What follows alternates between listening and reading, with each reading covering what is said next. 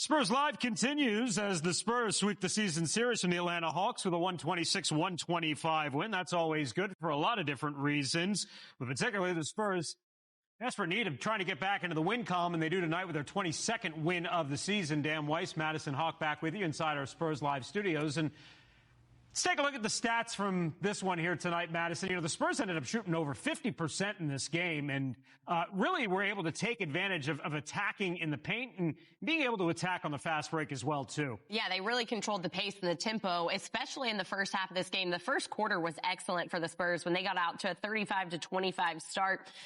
They went 6 for 12 from the three-point line, but then you take a look at the total numbers of turnovers.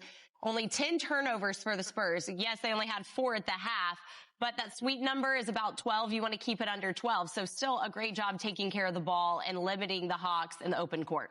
So let's take a look at the end of the game here that led to the 2 Victor Wembanyama free throws that ended up deciding the game. So, first of all, this Trae Young floater ties the game up at 125. Tremendous individual play. And then the Spurs, with 7 seconds left, draw a great play out of the timeout. De'Aaron Fox finds Victor Wembanyama. He's fouled going up by Onyeka Okongwu.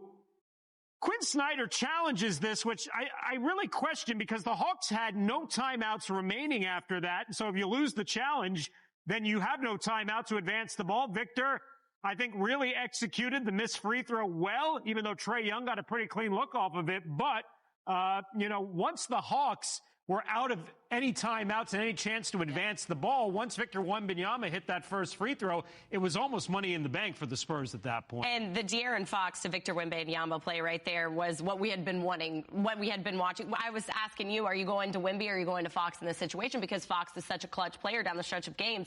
I think you got to get the ball to your superstar Wemby and let him get fouled. And that's exactly what happened. And as you mentioned, he did a great job intentionally missing that second free throw.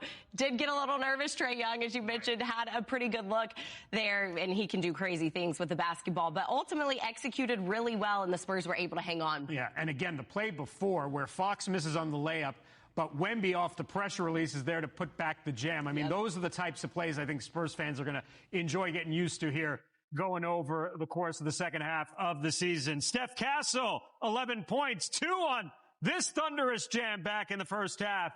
Take another look at this one. More Spurs Live when we continue right after this. What could be? Yeah, I mean, the potential is what the potential is, right? I mean, I'm not going to downplay that. De'Aaron Fox is a dynamic player, to say the least. And I think we had some good momentum already in terms of our offense, what we've been trying to do, and to add a player of his caliber into the versatility, hopefully, the uniqueness of how we play, a lot of, inverted things and guys playing different roles in terms of spacer, screener, and handler. It just unlocks a lot more potential. Coach, what did you like from De'Aaron on that last possession? You didn't force anything. You waited till Victor came open, gave him the ball. Is that what he does, obviously? Yeah, I mean, he's been in that spot plenty of times before. Obviously, wanted to get him the ball in space and allow him to make a decision. They obviously put 2 on the basketball trying to stop him, and he made the right play. Victor caught it, right there on the short roll and went to the rim with aggression and got rewarded with the foul. Does that also show what, the dimension that De'Aaron adds? The attention is not always going to be on Victor. It can be on him on the perimeter. He can set those plays up in the future. Yeah, I mean, the goal of any offense, probably no matter how you slice it, is trying to gain an advantage. When you have someone that can gain an advantage just with the basketball in their hands, it's a heck of an advantage. And he's one of the players in this league that can do that. It was win number 22, which didn't come until 80-something games into the season last year. Does that just show the progress that you guys are building incrementally? And I believe so. We talked about this 2 or 3 years ago, things that we were implementing and trying to put in, and we didn't know when the wins were going to come. And at that time, not everyone's paying attention. That's fine. But that's how, we've been trying to build a program, how Pop's been building a program for decades now. So there's some of the labor from 2 to 3 years ago of the consistency and the habits of some of these young guys to see them now, Devin Vassell, Julian Champagny, Keldon Johnson, Jeremy Sohan, et cetera, et cetera. It's rewarding as a coach to see some of that. Mitch Johnson talking about the fact Spurs matching their win total from the last 2 seasons, getting their 22nd tonight, but obviously expectations a little bit bigger when you add a player of a caliber, Madison, like a De'Aaron Fox. Absolutely. And Mitch Johnson saying there, the potential is unlimited, and he's just such a dynamic player, and he absolutely is. We saw that tonight. I mean, 13 assists. I keep going back to that because once again, he hasn't played with many of these players before, but he was able to come in and just gel within this offensive system, and that's going to create a lot of success. And going back to the last play of the game where him and Victor were on the same page, he was patient. De'Aaron Fox let the offense happen and unfold, and it led to good things. So now the Spurs rodeo road trip will head to Charlotte, North Carolina for a matchup with the Hornets coming up on Friday night.